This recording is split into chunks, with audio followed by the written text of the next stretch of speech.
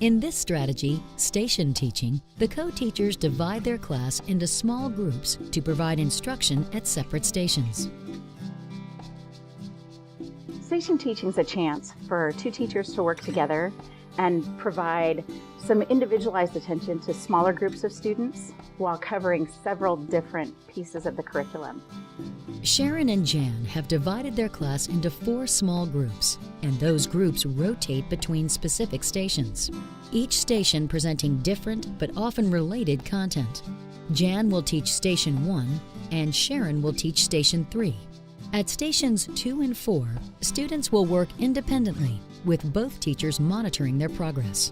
When you can get them in these groups, you can employ a lot of different strategies. For one thing, it's more sort of 1-on-7, which makes it more manageable. But the other thing is we can strategize who we put in the groups. We can also group by ability.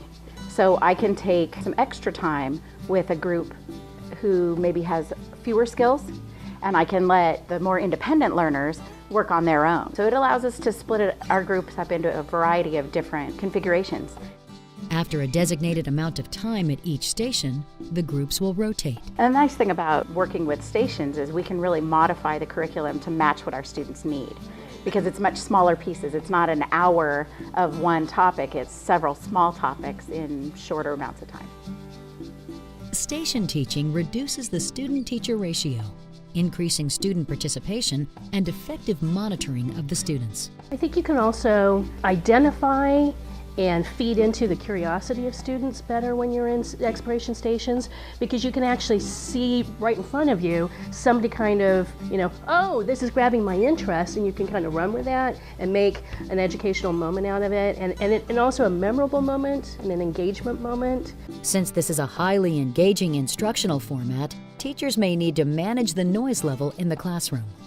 To be effectively implemented, the activities at each station should function independently of each other and should require roughly the same amount of time to be completed. It is recommended that this strategy be used frequently to enhance learning outcomes. Something that's really important to me as a teacher, I feel like the kids are being heard in the small groups a little bit more, because everybody gets a chance to speak. There's a lot of different models we can follow, but it's always together and it's always with each other in mind and our students first.